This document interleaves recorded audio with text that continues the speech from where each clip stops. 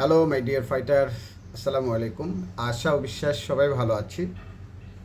আজকে আপনাদের সাথে আলোচনা করব ডাইরেক্ট সেলিংটা কি, ডাইরেক্ট সেলিংয়ের উদ্দেশ্য কি এবং ডাইরেক্ট সেলিং কেন করা প্রয়োজন সে বিষয়ে সংক্ষিপ্ত একটু আলোচনা করব। আসলে ডাইরেক্ট সেলিংটা হলো একটি মার্কেটিং প্ল্যান, অর্থাৎ ম্যানুফ্যাকচারে উৎপাদিত প্রোডাক্ট সরাসরি একটা ভোক্তার কাছে পৌঁছানোই হলো ডাইরেক্ট সেলিং। অর্থাৎ যে ফ্যাক্টরিতে প্রোডাক্টটা উৎপন্ন হয় ওখান থেকে একজন কাস্টমারকে প্রোডাক্ট দেওয়াই হলো ডাইরেক্ট সেলিং। মূল কথা হলো যে কোনো প্রকার কোনো মিডলম্যান ছাড়াই প্রোডাক্টটাকে প্রমোট করাই হলো ডাইরেক্ট সেলিং। ডাইরেক্ট সেলিং কীভাবে কাজ করে দেখুন, একটা মার্কার আমার কাছে আছে।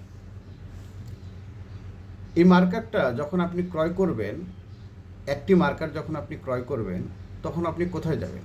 কোনো ফ্যাক্টরির কাছে? না, অবশ্যই না। মানে যেখানে উৎপন্ন হয়, এটা তৈরি হয়, সেখানে যাবেন না। আপনি যাবেন রিটেলার কাছে, অর্থাৎ আপনার পাশের কোনো দোকানের কাছে। কিন্তু বিষয়টা হলো যে এই প্রোডাক্টটা কি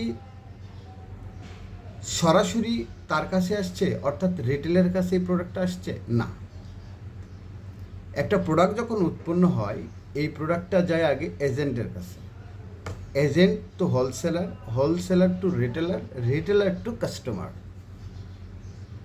তো এই যে একটা ম্যানুফ্যাকচার থেকে শুরু করে কাস্টমার পর্যন্ত যে প্রোডাক্টটা আসলে, যে মিডলম্যান আছে, এদেরকে বাদ দিয়ে সরাসরি প্রোডাক্টটা কাস্টমার কাছে দেওয়াই হইল ডাইরেক্ট সেলিং সিস্টেম।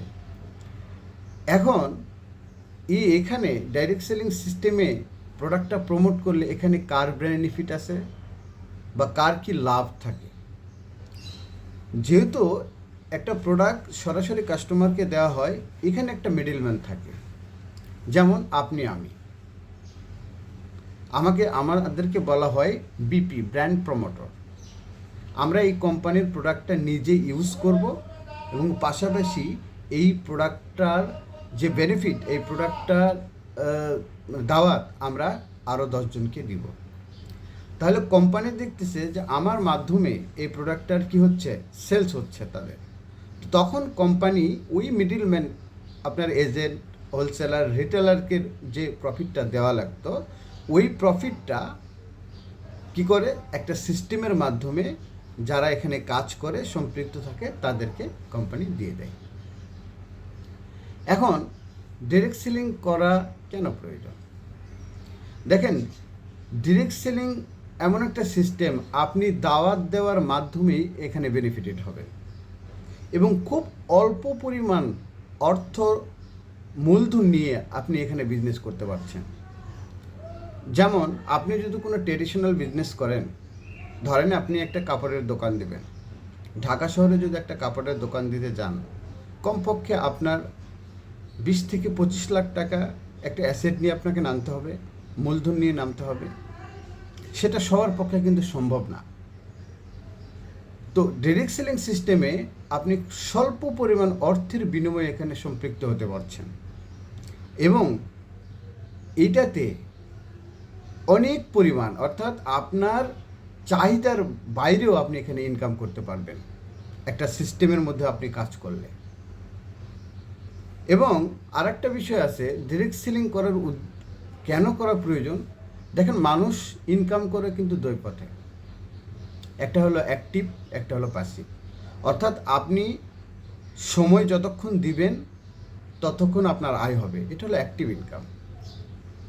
বর্তমানে আমরা যেটা করছি, কেউ জব করছি বা অন্যান্য পেশায় আছি। আর ডাইরেক্ট সেলিং সিস্টেমে আপনি যদি একটা কাজ আপনার কর্মের পাশাপাশি এখানে একটা সময় দিয়ে যদি একটা সুন্দর টিম তৈরি করতে পারেন, ভালো কাস্টমার তৈরি করতে পারেন, যদি আপনার এখানে 1000, 2000, 1500 কাস্টমার তৈরি হয়ে যায়, তারা প্রতিদিন তাদের প্রয়োজনীয় যে প্রোডাক্টটা পারচেস করবে, সেখান থেকে আপনার একটা কমিশন আপনি পেতে থাকবেন। অর্থাৎ আপনার এখানে কাস্টমার যতদিন প্রোডাক্টটা পারচেস করছে, এই 1,000 1,500 এখান থেকে একটা কমিশন, একটা বিশাল ধরনের একটা কমিশন আপনার কাছে চলে আসবে। এটা হলো প্যাসিভ ইনকাম, অর্থাৎ আপনি পৃথিবীতে থাকলেও ইনকামটা আসবে, আপনি না থাকলেও ইনকামটা আসবে। ধন্যবাদ সবাইকে।